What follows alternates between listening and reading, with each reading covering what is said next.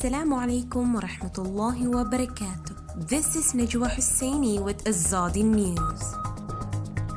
Do more to resolve Rohingya crisis, says UN envoy in Bangladesh.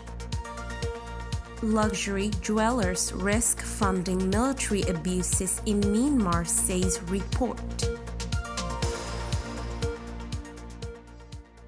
A special rapporteur of the United Nations says the international community should build a better partnership with Bangladesh and cut off the Burmese military leadership in dealing with the Rohingya refugee crisis. Bangladesh cannot and should not bear this responsibility alone. Tom Andrews, the UN Special Rapporteur on the human rights situation in Myanmar, told a news conference in Dhaka on Sunday. The cause of this crisis and the ultimate resolution of this crisis is not here in Bangladesh but in Myanmar. The Rohingya are an ethnic group, more than 1 million of whom fled persecution and violence in neighboring Burma in 2016 and 2017. Since then, Bangladesh has been sheltering nearly 1 million refugees in crowded camps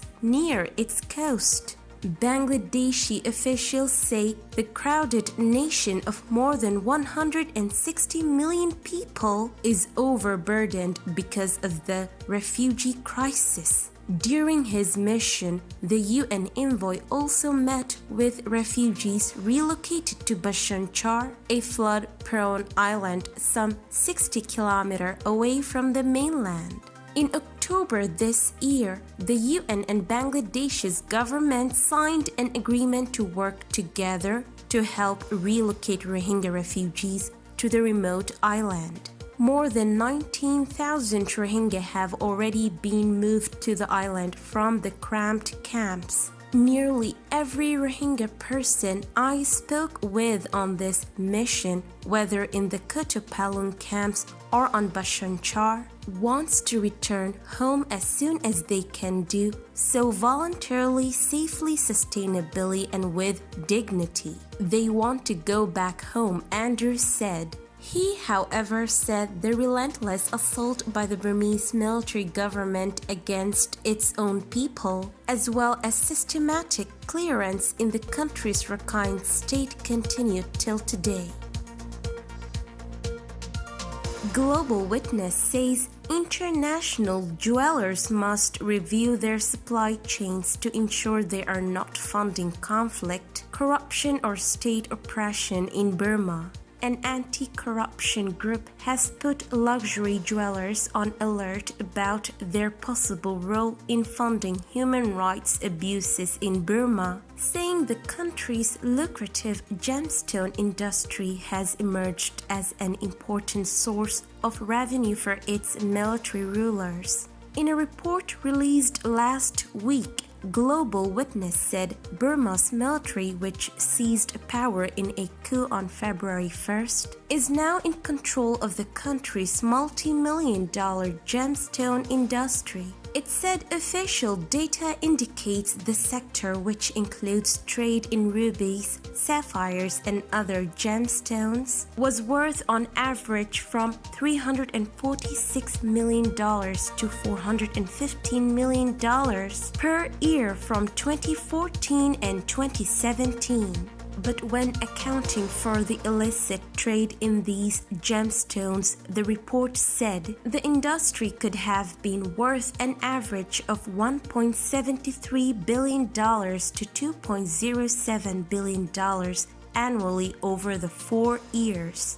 Given the military's control of the sector, as well as international sanctions on Myanmar military conglomerates linked to the gemstone trade, Global Witness said all companies must urgently review their supply chains to ensure they are not funding conflict, corruption, or state oppression in Myanmar. The group's report, based on more than 150 interviews with public officials, community members, and industry representatives, said all gemstone mining in Burma is illegal at present, as all the licenses issued by the country's toppled civilian government had expired in 2020, a year before the coup. The military is yet to issue any licenses publicly, but since its power grab, informal mining has exploded in the country, Global Witness said, with tens of thousands of workers flocking to the mines in Magok